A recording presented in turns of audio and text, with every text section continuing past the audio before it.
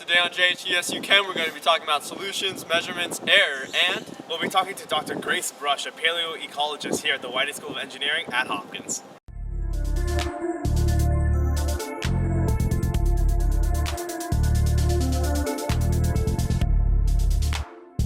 So we're going to be going over the different forms of measurement. So molarity versus molality. Molarity is the mass of a solute over liters of solution, which is useful for dilutions in most wet labs. Molality is moles of a solute over mass of solvent. Now this is over mass now because it's useful in solutions with large temperature changes. Next on the list, mass concentration. We have mass fraction, which is grams of solute over grams of solvent, and then mass percent. It's the same measurement, just times by 100%. All right, parts per million, parts per billion. Basically, when you have some trace amount of a solid in your solution, that's when you use this. Basically, it's either 10 to the 6th or 10 to the 9th in the denominator. So it's either grams of solute over a million grams of solvent or grams of solute over a billion grams of solvent. Mole fractions used for gases. So whenever you're dealing with gases in a closed chamber, you're going to be using moles of said solute over the moles of the solution, and that'll be given as a simple fraction. The first thing to do is to talk about precision and accuracy. Now, accuracy is the ability to hit a target, right? Precision is the ability to not necessarily hit the target, but hit a certain area at the target or be it around the target with a low standard deviation or with consistency at that target. So let's think about the analogy of a dodgeball. In dodgeball, the desired target is anything below the head. The head is an illegal hit.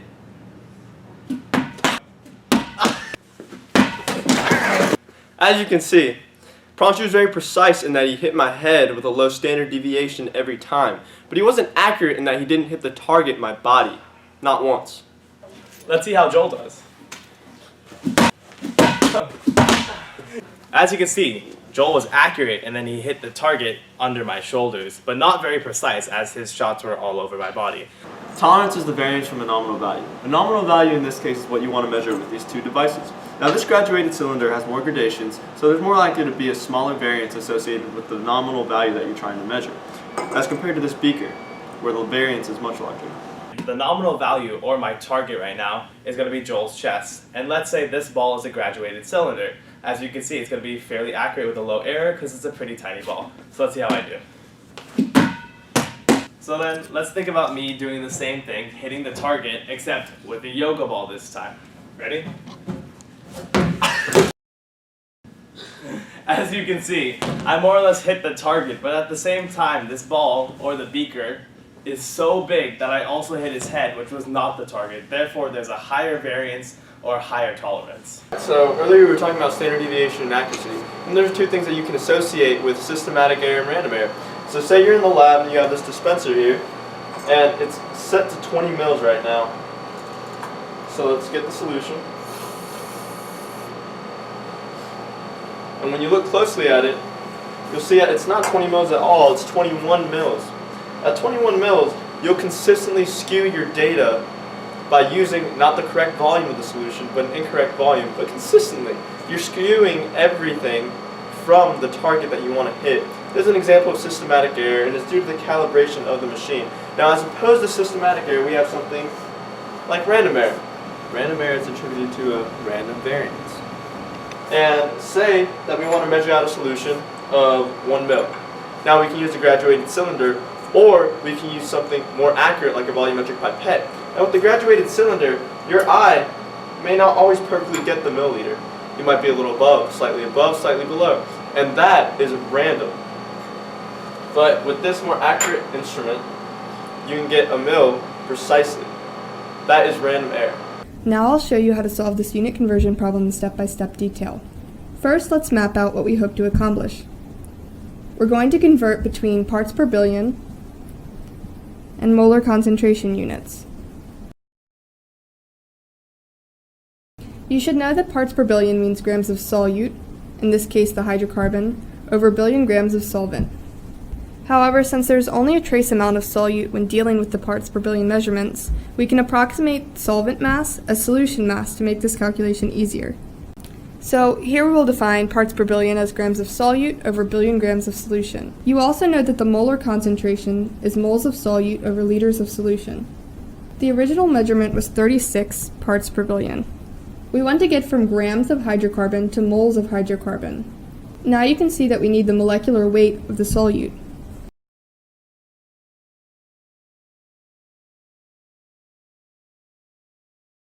Next, we need to convert from grams of solution to liters of solution.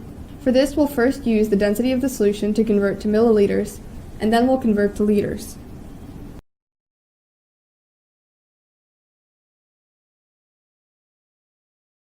Finally, do the basic arithmetic we've planned out to find that 36 parts per million is the same as 88 times 10 to the negative 9th molar solution. We keep two significant figures because we only carried out multiplication and division, and the values given had two sig figs. What type of error is introduced in this calculation? Let's list the assumptions that we made. First, we assumed that the mass of the solution is the same as the mass of the solvents for parts per billion. We also assumed that the density of the solution was the same as that of pure water. Both of these are good assumptions because the solution is so dilute. However, note that they introduce systematic error in the sense that these approximated values are consistently skewed from the true value. So Nexus dilutions, where we'll be using the C1V1 equals C2V2 equation, where C stands for concentration, V for volume. So for the first solution, you'll probably usually know the concentration. There's usually one variable that you have to solve for. And let's say you want to know how much of that solution you need to dilute to make another solution at a certain concentration in a certain volume of that. This is when you use this equation, and it's an everyday calculation in most wet labs. Hey, what's up? Dr. Brush gave me this 50 ml solution and she wants me to make a 100 ml dilution, but I can't find any volumetric flask. Can I just use 2 grad cylinders, 50 mils per 50 mils, 100 mils? No, you can't. Volume's not conserved. What do I do? Well, it's not as simple as 50 plus 50 is 100 mils. So pretend these are your solutions, maybe. Okay. And so this is your solvent and solute, your solution, and this is just solvent. This has a certain molecular structure because of the solute particles, and this is a little different. If you add 50 mils of solution, measured outside a volumetric flask, what's your volume? That is 76, so okay. Dang, I'll go find a volumetric flask. Thanks. Yeah, help. So I've had to account for the lack of conservation of volume. So let's say I consistently did that. Would that be a systematic error, a random error, a lack of precision, a lack of accuracy? Except for your lack of accuracy, you're systematically going over or below the value every single time, so it's systematic. I'm Grace Brush, and I'm a professor in geography and environmental engineering in the engineering school. The research I do mainly has to do with collecting sediment cores from the Chesapeake Bay to understand the history of what has happened to these to the ecosystem. So by the beginning of the 1900s, this whole landscape was pretty much deforested. What has happened as a result of that is a lot of the sediment and nutrients and fertilizers from the land were deposited in the estuary through runoff, and that has created conditions of eutrophication and anoxia, which means that these organisms cannot live in the estuary. They die out. We get this core, and then we cut it into sections, 1 centimeter sections, and then we have to date it. And it's dated by carbon-14. So it's important to date each sample of the core in order to get a kind of a chronology.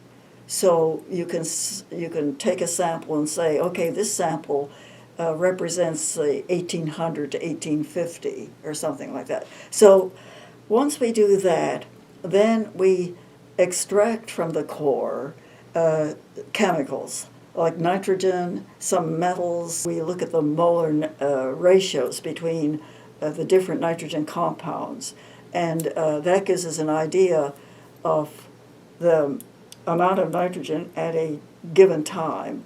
And then we can look at another layer, and so we get these profiles then which show us the really huge changes that have occurred at a particular time. Since we have the core dated, we know when those changes occurred. And then we can go back to the historical records and see what was going on at that time. The research is important in understanding actually the economy of the Chesapeake, which was a huge fishery, an oyster industry, which died out completely. So economically, that resource is gone. What we were able to show is that it was really the runoff of nutrients, chemicals from the land that really was responsible for the demise of this ecosystem and the economy that went with it.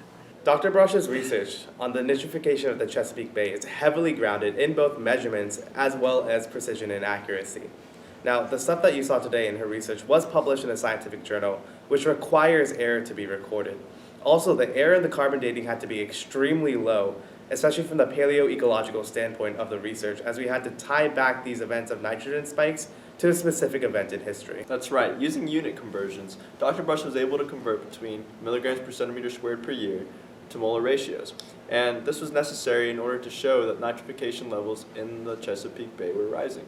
Now, her conversions are just an example of what you will be doing if you go into the scientific domain. Guys, we just want to say thank you for tuning into our videos today, and remember with us, Yes, you can.